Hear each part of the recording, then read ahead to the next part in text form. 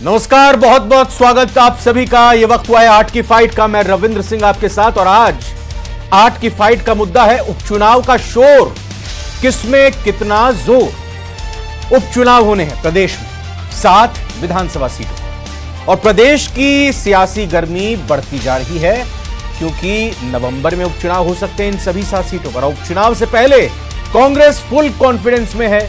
कांग्रेस 7 सीटों पर जीत का दावा कर रही है, वहीं सभी 7 विधानसभा सीटों पर उम्मीदवार उतारने की तैयारी भी की जा रही है। हालांकि पीसीसी चीफ ने गठबंधन का फैसला आला कमान पर छोड़ दिया है।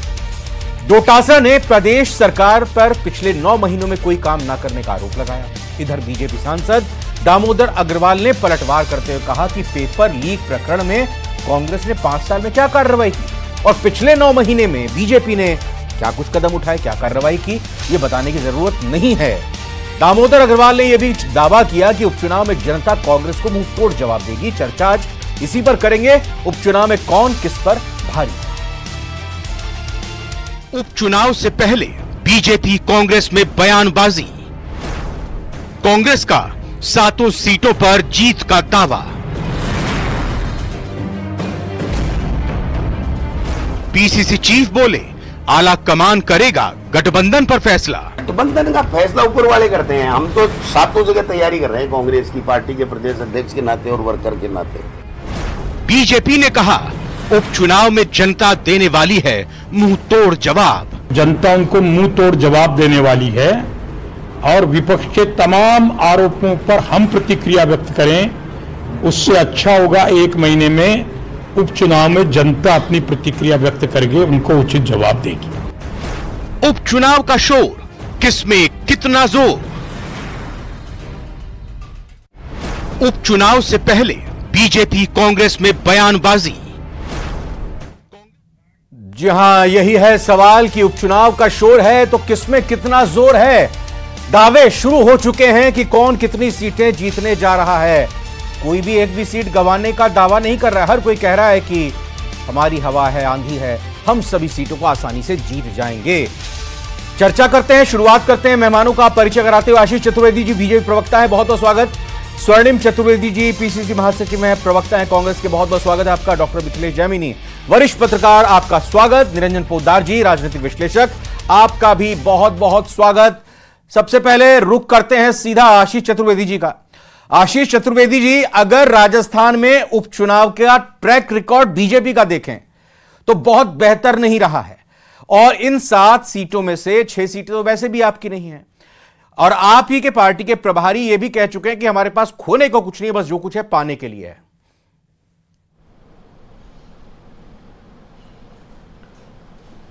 देखिए रविंद्र जी, जो प्रभारी जी ने कहा है वो उन्होंने एक फैक्ट चीज बताई थी, उनका पूरा स्टेटमेंट सुना जाना चाहिए।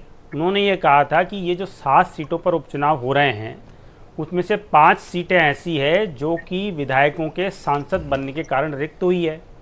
उसमें से 3 सीटें कांग्रेस की है, 1 आरएलपी की है और 1 जो है बाप पार्टी की है।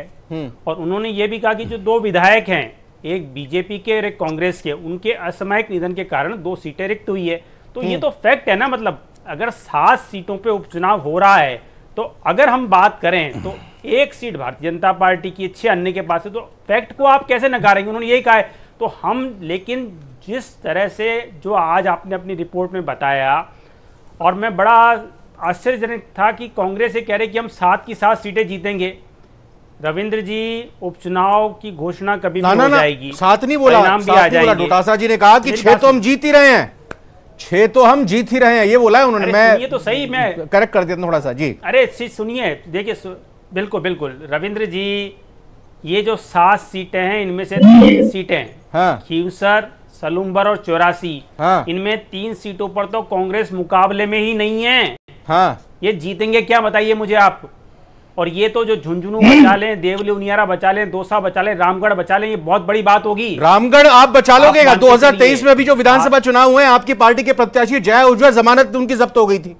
नहीं, बचाना तो जमानत जब्त हो गई थी उनकी। हम तो जीतेंगे। रामगढ़ से बीजेपी उम्मीदवार की 2023 में जब आपकी सरकार बनी है, जमानत नहीं बचा पाए। रविंद्र जी जरा खीवसर में पता कर लीजिए, खीवसर में किसकी जमानत जब्त हुई। जरा पता कीजिए 84 में किसकी जमानत जब्त हुई, जरा पता कीजिए सलूमपुर में कौन तीसरे नंबर पे रहा। आंकड़े तो यही है ना, आंकड़े कहीं जा तो नहीं रहे, ये के यही आंकड़े हैं। और अच्छा, जिस तरह से ये भी तो एक आंकड़ा ही है ना कि इन 7 सीटों में एक ही सीट है आपकी बस सलूमपुर की, तो ये फैक्ट है। अरे फैक्ट है, अरे इस फैक्ट को कौन नकारेगा। अच्छा ठीक है, मैं सवाल दूसरा करता हूं ये कि आज डोटासरा जी ने यह भी कह दिया कि भाई 9 महीने में कुछ काम नहीं हुआ, अब प्रदेश की जनता समझ गई है, अब कांग्रेस को वो जिताने वाली है, यह भी एक उन्होंने तर्क दिया। देखिए रविंद्र जी, राजस्थान के जो जनता है उसकी स्मृति में कांग्रेस के 10 माह पुराने शासन की स्मृतियां बहुत अच्छे से हैं। जब राजस्थान में आए दिन पेपर लीक हुआ करते थे, जब आए दिन महिला सुरक्षा के नाम पर जिस तरह से खिलवाड़ होता था, और राजस्थान लगातार 19, 20, 21, 22 और 23 में महिला अपराधों में पूरे देश में नंबर 1 था। जिस तरह से राजस्थान में साइबर क्राइम का बोलबाला था और सरकार कुछ नहीं करती थी, जिस तरह से गैंगवार राजस्थान में होते थे, तो ये सारी चीजें राजस्थान की जनता की स्मृति पटल पर है। और हमारी सरकार ने बनते ही भजन लाल जी के नेतृत्व में जब से राजस्थान में सरकार बनी है, हमने चाहे युवा की बात कर ले, चाहे किसान की बात कर ले, मतलब आप आश्वस्त हैं कि जो 10 महीने में 9 महीने में अभी तक काम हुआ है उसके आधार पर आप वोट मांगने जाएंगे और आपको मिलेंगे। देखिए रविंद्र जी, निश्चित रूप से जो हमारी सरकार चल रही है राजस्थान में, जो कल्याणकारी योजना हमारी सरकार लेकर के चल रही है, और जो बदलाव राजस्थान की जनता ने कांग्रेस शासनकाल से और अब में देख रही है जी, उसके आधार पर भारतीय जनता पार्टी जनता के बीच में जाएगी और हमें पूरा विश्वास है कि हम सातों की सातों सीट पर विजयी होंगे। स्वर्णिम चतुर्वेदी जी, मुझे इस चीज का जवाब दीजिए कि बीजेपी के सांसद हैं भीलवाड़ा से दामोदर अग्रवाल जी, और अभी आपने आशीष जी को भी सुना कि भाई जो कांग्रेस के शासनकाल में महिलाओं के खिलाफ अपराध की बात होती थी, पेपर लीक की बात होती थी, या बीजेपी के इस शासनकाल में उस चीज को बेहतर करने की पूरी कोशिश की गई है। दामोदर अग्रवाल ने कहा कि 5 साल में कुछ नहीं किया पेपर लीक को लेकर, और बीजेपी ने 9 महीने में क्या किया उसको कुछ बताने की जरूरत है क्या? वो तो अपने काम के प्रति भरोसा जता रहे हैं कि हां इस बार कुछ अच्छा होगा बीजेपी के लिए उपचुनावों में।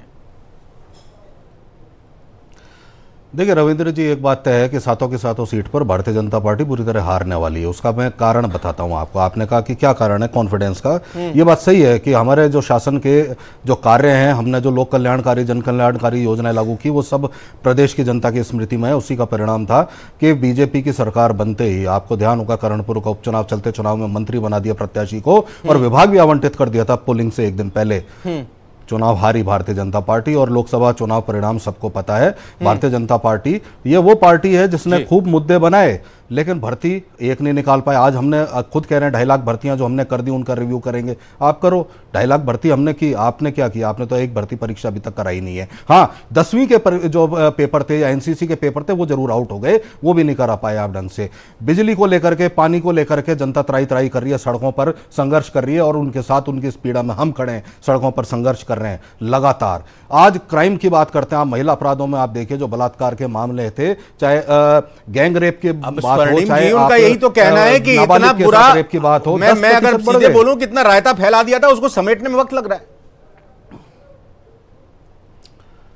सर, बलात्कार के मामले, कानून व्यवस्था के मामले कितने फैल गए, कितनी बुरी स्थिति है, ये तो सबके सामने है। बाहर से आकर के अपराधी, आपने ध्यान होगा भिवाड़ी से लेके चाहे भरतपुर हो, अलवर हो, किस तरह से लूट की घटनाएं हुई हैं, हत्या कर गए लोग, ये सब चीजें हमने देखी इसी शासन में, पहले कभी नहीं थी। और पहले जो होता था, आपके पुलिस थाने में जाकर के किसी को संघर्ष नहीं करना पड़ता था FIR दर्ज कराने के लिए, आज वो भी करना पड़ता है इस भाजपा शासन में। बिजली के लिए तरस रही है जनता, पानी के लिए तरस रही है जनता, और सबसे बड़ी बात, इस अतिवृष्टि के पश्चात ये जो राजस्थान का किसान है रविंद्र जी, ये फसल खराबे का मुआवजे के लिए तरस रहा है। आज गिरदावरी भी नहीं करा पाई है सरकार। तो आप बताइए, आपसी उलझन, आपसी लड़ाई में इतना जो है समय निकाल दिया आपने कि एक जन कल्याणकारी फैसला नहीं। और दूसरी चीज, जनता को चाहिए, किसकी आपसी लड़ाई हो रही है जो कांग्रेस, मतलब किसकी आपसी लड़ाई की बात कह रहे हो, तो कांग्रेस में भी थी पीछे, पूरे 5 साल चलती रही।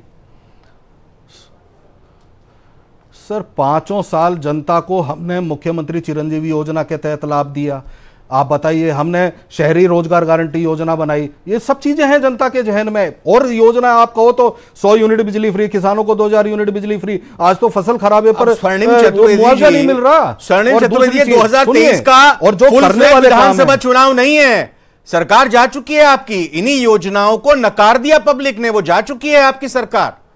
अब आप फिर भी उसी का जो है गाना गा रहे हैं। सर एक रविंद्र जी, एक दुष्प्रचार के कारण बहुत मामूली मार्जिन से, अरे 71 सीट तो जीत के आए थे और बहुत मामूली मार्जिन से। तो आप प्रचार कर लेते, उन्होंने दुष्प्रचार किया आज ये। अरे सर, हम तो कह रहे हैं कि आज इन्हीं के कामों का, इन्हीं की चीजों का लेकर के जब मैदान में उतरेंगे, आपने देखा होगा ये भाजपा के प्रभारी, जो राष्ट्रीय प्रभारी है, उनको आकर के यहाँ पे धमकाना पड़ रहा है कि अरे भाई फील्ड में तो जाओ, सदस्य बनाने के लिए बना नहीं पा रहे हो, क्योंकि फील्ड में नहीं जा सकते। फील्ड में जाने पर जनता कहती है भाई ये तकलीफें हैं, कौन दूर करेगा, अब सरकार कौन है, सरकार तो चलाओ। हम भी ये कहते हैं कि 5 साल, चलिए वो लोग फील्ड में तो जा रहे हैं, कितने नेता फील्ड में जा रहे हैं? जाइए, कांग्रेस के कितने नेता फील्ड में जा रहे हैं? सर हम तो प्रतिदिन फील्ड में हैं, प्रतिदिन संघर्ष कर रहे हैं सड़कों पर। और अगर किसी को देखना हो तो कल देख लीजिएगा फील्ड में, पूरे राजस्थान के जिला और ब्लॉक में आपको प्रत्येक कार्यकर्ता और नेता फील्ड में ही मिलेगा, और लगातार मिलेगा। कानून व्यवस्था से लेकर के पानी, बिजली, सड़क, चिकित्सा, ठीक है, ये लचर चिकित्सा व्यवस्था। डॉक्टर मिथिलेश जैमिनी जी मैदान में उतर चुकी है बीजेपी, कांग्रेस, सभी राजनीतिक दल। और अब मैदान कौन मारेगा, मैदान से कौन, किसको मैदान से जनता खदेड़ेगी, क्या इस वक्त की समीकरण है? क्योंकि 6 महीने के अंदर चुनाव कराने होते हैं। उपचुनाव, अगर कोई सीट खाली होती है तो नवंबर में प्रस्तावित कहा जा सकता है कि नवंबर तक चुनाव हो जाएंगे।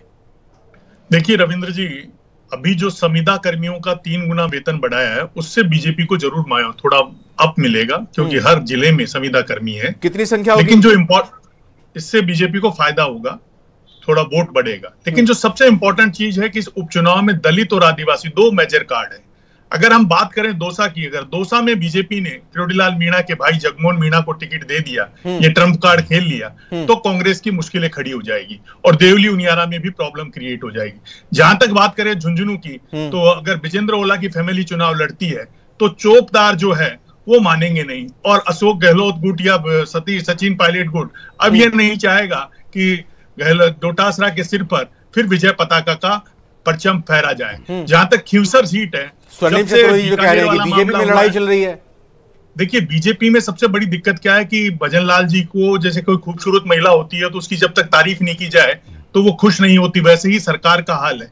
इन्होंने क्या किया, 22,000 करोड़ का जलदाय विभाग में पुलिंग था, उस पुलिंग को रोका, उस पर सुबोध अग्रवाल और महेश जोशी दोनों ने दस्तखत कर दिए थे। और भजन लाल जी ने अच्छा काम किया कि मार्च में उसका विज्ञापन निकला कर, और जब टेंडर आए तो -2 और 15% पे आए, लेकिन उसका एग्जीक्यूशन नहीं हुआ। उसको बता नहीं रहे कि जो कांग्रेस सरकार 28 से 40% पे आपके पैसे को बहा रही थी, हम उसी टेंडर को घटा के लिया है। यही इंजीनियर है, यही शर्तें हैं। लेकिन कांग्रेस में, बीजेपी में कहीं कहीं कमी है कि राइजिंग राजस्थान भी कर रहे हैं, कोई बताने वाला नहीं है। अच्छा, मतलब प्रचार उसका सही तरीके से नहीं। 3 सीटों का आपने जिक्र कर दिया, खींवसर का भी आप बता रहे थे, उसके बाद बाकी और 3 सीटों का बताइए कि इतना बड़ा घोटाला जलदाय विभाग में 1000 करोड़ की तो आप जांच करा रहे हैं, लेकिन 22,000 करोड़ का घोटाला जो हुआ था उसको रोका गया और हम इस टेंडर को इस रेट पे लिया है। इसको बताने वाला कोई नहीं है। बीजेपी में सबसे बड़ी बात है, ज्ञानी बहुत है, लेकिन ज्ञानी अपने अपने क्षेत्र के हैं। कैसे भजन लाल नहीं, तो इसमें तो एक सवाल ये उठ रहा है कि बताने वाला कोई है नहीं या कोई बताना नहीं चाह रहा है, और जिसको बताना है उसके पास बहुत काम है, उसके पास फुर्सत नहीं बताने की। जिस तरीके से किरोड़ीलाल मीणा जी ने आज जिस तरीके से कहा कि दामाद और बेटी किस तरीके से जमीन बेच के चले गए वक्फ बोर्ड की, लेकिन आखिरी में एक बात कह गए कि मैंने मुख्यमंत्री को इस्तीफा सौंप दिया है। तो पिछले दिनों जिस तरीके से रामविलास मीणा के घर पर पूर्वी राजस्थान के 7 विधायकों की बैठक होना और वसुंधरा राजे खेमे का भी वेट एंड वॉच चलना, ये तमाम परिस्थितियां हैं। और जिस तरीके से उप मुख्यमंत्री की कई चर्चाएं चल रही है, दिल्ली से जो सरगर्मियां उठ रही है, इन परिस्थितियों में, और कल प्रेस कॉन्फ्रेंस में जिस तरीके से डिप्टी सीएम दिया कुमारी जी को बिठाया गया, तो कहीं न कहीं ये तमाम चीजें हैं जो सरकार को आत्ममंथन के लिए मजबूर कर रही है। सही है कि भजन लाल जी की उनियारा और दौसा और आपने झुंझुनू हमारे दर्शकों को बताया, आप खींवसर का जिक्र कर रहे थे, उसके अलावा रामगढ़ का और 84 का भी बताइएगा जरा अपनी तरफ से आकलन क्या है। देखिए खींवसर में जब से बीकानेर वाला मामला हुआ है, चाकसू वाला मामला हुआ, तेजा जी का ब्यावर वाला मामला हुआ है, वन साइडेड गेम हो गया। बीजेपी और कांग्रेस दोनों कितना ही जोर लगा ले, वहां बड़ी मुश्किल आने वाली है। रामगढ़ में सहानुभूति की लहर, जो राजस्थान में कहा जाता है कि हारे का सहारा बाबा श्याम हमारे यहाँ परंपरा रही। अगर पिछली बार बीजेपी जीती तो दीप्ति किरण माहेश्वरी जीती, क्योंकि वो किरण माहेश्वरी की बेटी थी सहानुभूति की लहर पर। तो अब अगर जयदेव आहूजा को देंगे तो पिछली बार जमानत जब्त करा चुके उनके चाचा ज्ञानदेव आहूजा ने बहुत लंबे लंबे हिंदूवादी भाषण दिए, लेकिन पार नहीं पड़ पाई। तो कुल मिलाकर बीजेपी के लिए भजनलाल जी अच्छा काम कर रहे हैं, लेकिन उस काम को गिनाने वाला कोई कवि नहीं है जो सौंदर्य रस का, जो उनकी सुंदरता के कामों को निरंजन पोद्दार जी, मैं आपका रुख करते हुए समझना चाहूंगा कि कांग्रेस ने या बीजेपी ने विधानसभा चुनाव में किसी तरह का कोई गठबंधन नहीं किया, लेकिन उसके बाद कांग्रेस ने गठबंधन लोकसभा चुनाव में किया, उसके नतीजे भी हमने देखे। अब इस दौरान जब से यह सरकार अस्तित्व में आई है, अपना काम कर रही है, तो कांग्रेस की तरफ से लगातार, और कांग्रेस के जो सहयोगी दल लोकसभा में रहे थे उन्होंने तो खुलकर कह दिया कि विधानसभा में हम किसी तरह का कोई गठबंधन नहीं करें, चाहे बीएपी की बात कर लें, चाहे आरएलपी की बात कर लें। लेकिन आज जो बयान दिया कि गठबंधन का फैसला आला कमान करेगा, यानी कि डोटासरा ये समझ रहे हैं, जान रहे हैं कि हां जरूरत है, या फिर किसी और तरीके से वो पासा फेंक रहे हैं। और दूसरे तरफ बीजेपी के भी हमने बड़े नेताओं को देखा, उन्होंने भी अच्छे नेता के तौर पर राजकुमार राउत को कहा है, हालांकि राउत ने वो ऑफर एक तरह से कहे कि खारिज सा कर दिया था। बताइए, चतुष्कोणीय त्रिकोणीय मुकाबला होता है तो क्या स्थिति हो सकती है, और अगर गठबंधन हो जाता है तो क्या स्थिति हो सकती है? निश्चित रूप से देखिए रविंद्र जी, ऐसा है जो विधानसभा उपचुनाव है, उपचुनावों के अंदर आज की तारीख में अगर मैं राजस्थान के अंदर देख रहा हूं तो ना कांग्रेस की हवा दिखाई दे रही है और ना भारतीय जनता पार्टी की कोई वेव नजर आ रही है। यहाँ पे अब ये सारी की सारी जो चीजें हैं ये तय होंगी जब चारों तरफ से जब टिकटें बटेंगी, यानी कि प्रतिस्पर्धी कौन कौन है, उम्मीदवार कौन कौन है।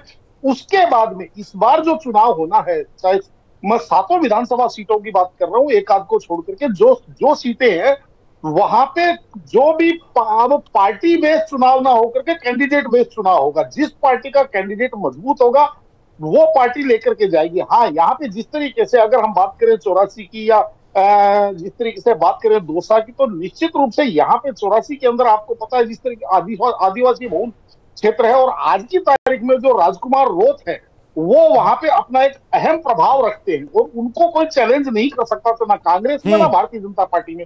और जिस तरीके से आपने बताया कि कांग्रेस अभी सधे हुए कदमों से चल रही है, यानी कि कांग्रेस आप ये समझ लीजिए गुर्रा भी रही है और चला भी रही है, दोनों चीज कांग्रेस कर रही है। और भारतीय जनता पार्टी की बात करें, जो जैमिनी जी ने अभी कहा है, मैं निश्चित रूप से इन्हीं के बात को आगे बढ़ाते हुए एक बात और कहूंगा। आज भारतीय जनता पार्टी की मुझे जो स्थिति नजर आ रही है वो नजर आ रही है कि जिनको मिल गया वो मिलने से संतुष्ट हो गए और जिनको नहीं मिला वो ना मिलने से असंतुष्ट होकर के अपने घर बैठ गए, यानी कि मस्तराम मस्ती में आग लगे चाहे बस्ती में। आज जिस तरीके से भारतीय जनता पार्टी का जो कैडर है वो भी कहीं ना कहीं आपको शिथिल नजर आएगा, और इसका परिणाम आपने 2024 के लोकसभा चुनाव के अंदर भी देख लिया, जब मोदी जी की, जिसको कहते हैं मोदी के नाम पे चुनाव हो रहा, हाँ। उसके बाद भी इतना बड़ा डेंट लगा। इसका कारण हमारे यहाँ राजस्थानी में कहा जाता है रविंद्र जी कि देखिए 17 साल की दादी 17 साल की होती है और 70 साल की दादी 70 साल की होती है, क्योंकि जिस तरीके से राजस्थान के अंदर नया नेतृत्व तो पैदा कर दिया, लेकिन उसके अंदर वो अनुभव और जनता के अंदर वो पकड़ नहीं बना। आशीष चतुर्वेदी, बिल्कुल, दोनों ही हमारे मेहमानों की तरफ से, वरिष्ठ पत्रकार और राजनीतिक विश्लेषक की तरफ से यही कहा गया कि काम हो रहे हैं लेकिन पहुंच नहीं पा रहे हैं कि किस तरह के काम हो रहे हैं। ये बताइए कि कितनी सीटें आशीष जी बीजेपी के पास आ रही हैं इन 7 में से आज की तारीख में? रविंद्र जी, भारतीय जनता पार्टी 7 ही सीटों पर जीतने जा रही है। अच्छा, मतलब आप ये मानकर चल रहे हैं कि ये भजनलाल सरकार के काम को लेकर ये 7 सीटें मिलने जा रही हैं? रविंद्र जी अभी चर्चा कर रहे थे, जैमिनी जी भी नहीं, मैं ये जानना चाह रहा हूं कि 7 सीटें आ रही है, यानी सरकार, राज्य सरकार बेहतर काम कर रही है, इसलिए आप ये दावा कर रहे हैं? देखिए, निश्चित रूप से अगर हम बात करें राजस्थान की, तो राजस्थान की जो समस्या थी, जिस पे जिक्र मैंने भी किया था पेपर लीक को लेकर के, और जिस तरह से जो आंकड़े अभी इन्होंने रखे थे स्वर्णिम जी ने, अगर नतीजे उल्टे आए तो इसको ये माना जाए कि सरकार से उस तरीके से जनता प्रसन्न नहीं है। अगर मैं हाइपोथेटिकल क्वेश्चन सुन ही नहीं रहे हैं, मैं जी प्लीज बताइए। रविंद्र जी आप सुन ही नहीं रहे हैं। रविंद्र जी 2018 से 23 तक जो राजस्थान में कांग्रेस की सरकार थी, उसमें राजस्थान का युवा सर्वाधिक पेपर लीक से पीड़ित था और राजस्थान पूरे 5 साल के दौरान बेरोजगारी में देश में नंबर 1 या नंबर 2 रहता था। जब से राजस्थान में भजन लाल जी के नेतृत्व में भारतीय जनता पार्टी की यहाँ पे सरकार बनी है, हमने पेपर लीक को रोका है और हम इन्होंने 5 साल के दौरान चाहे दावे कुछ भी कर दिए हों, वादे कुछ भी कर दिए हों, सुनिए तो सही, इन्होंने कुछ भी दावे किए, वादे किए हों, इन्होंने विधानसभा के पटल पे कहा था हम 4 लाख लोगों को नौकरी देंगे, दी इन्होंने मात्र 1 लाख। जब से हमारी सरकार बनी है 40,000 लोगों को हम नियुक्ति पत्र दे चुके हैं और कल ही मंत्रिमंडल की जो बैठक हुई उसमें हमने 88,000 सरकारी नियुक्ति पत्र पिछली सरकार के कार्यकाल में हुई थी, इनकी नियुक्ति, वो पत्र अभी दिया है या फिर अभी हुआ है उनका पूरा प्रोसीजर? अरे हमारी सरकार में जिन्होंने ज्वाइनिंग किया उनको नियुक्ति पत्र की बात कर रहा हूं मैं। 40,000 लोगों को दे चुके हैं अभी तक हम। नहीं, इम्तिहान और इंटरव्यू कब लगा दी, थोड़ा आप भी तो कवर कीजिए रविंद्र जी। अरे भाई इतना बड़ा चैनल आप चलाते हैं, वो सब चलाते हैं, मैं आपके मुंह से सुनना चाह रहा हूँ ना, वो हमें पता है, हम आपके मुंह से सुनना चाह रहे हैं ना।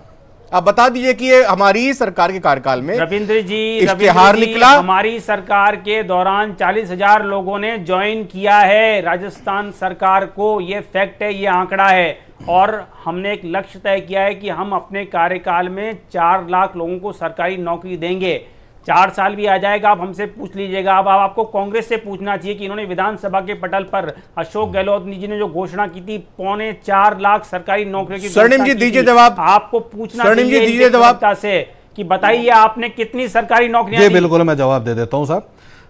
रविंद्र जी, ये तो सब सर्वविदित है, सब जानते हैं कि राजस्थान सरकार ने अभी तक तो कोई भर्ती की विज्ञप्ति नहीं निकाली है। 2.5 लाख तो स्वीकार जो ज्वाइन हमारे समय कर चुके वो हैं, उसके अलावा विधानसभा के पटल पर 4 लाख आपने कही थी, आपने 1 लाख भर्ती बस निकाली, उसका भी जवाब मैं जवाब बता रहा हूँ, नहीं हुई है, इन्होंने एडवर्टाइजमेंट मैं दे रहा हूँ, उसी का जवाब दे रहा हूँ।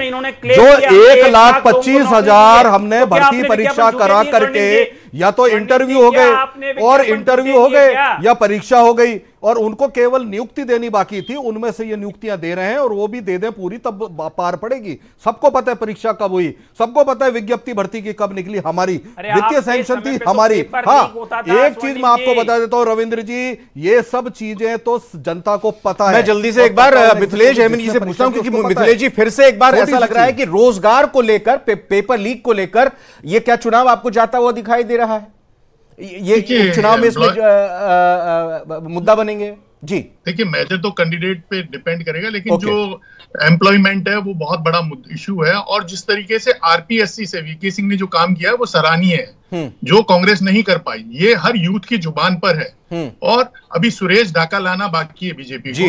अगर उपचुनाव से पहले सुरेश ढाका लिया है और बड़ी मछलियां, और क्या ये बताइए निरंजन जी, केंद्र सरकार की भी इसमें भूमिका होगी, उनका भी जिक्र किया जाएगा, उस पर भी हमला किया जाएगा कांग्रेस की तरफ से? बीजेपी केंद्र सरकार के कार्यों का जिक्र करेगी इन उपचुनाव में मुद्दों को लेकर, या स्थानीय रहेंगे? बिल्कुल निश्चित रूप से देखिए रविंद्र जी, जिस तरीके से 2024 के लोकसभा चुनाव परिणाम के बाद में कांग्रेस जिस तरीके से आक्रामक है, चाहे केंद्र के स्तर पे देख लीजिए चाहे राज्य के स्तर पे देख लीजिए, और उस आक्रामकता का कहीं ना कहीं भारतीय जनता पार्टी एक डिफेंसिव मोड में है। पहली बात तो ये। दूसरी बात, जो जिस तरीके से अभी भारतीय जनता पार्टी के विद्वान प्रवक्ता कह रहे थे कि पेपर लीक, और देखिए मेरा ये मानना है कि जो जनता का गुस्सा था वो 2023 दिसंबर के चुनाव के अंदर वो गुस्सा निकल चुका, और हमारे यहाँ जनता जो है एक बार गुस्सा निकालने के बाद में चीज को माफ भी बहुत जल्दी करती है। इनको ये चीज समझनी चाहिए, अब ये पुरानी कैसेट होगी, अब आप नई चीज। जी हाँ, ये बात बहुत बड़ी कही। हर किसी को अपने लिहाज से नए तरीके से मुद्दों को लेकर आना होगा। जाहिर तौर पर अभी रणभेरी बजने वाली है, उसका इंतजार सभी कर रहे हैं। तारीखों की घोषणा उपचुनाव को लेकर कब होगी, लेकिन सभी पार्टियां अपने अपने तरीके से तैयारी कर रहे हैं, अपने मुद्दों को जोर आजमाइश के साथ भी पूरी तरह से तैयार कर रही है। बहुत बहुत धन्यवाद करना चाहेंगे सभी मेहमानों का हमारे साथ आज शामिल होने के लिए। फिलहाल 8 की फाइट में आज इतना ही। बन रही है न्यूज़ 18।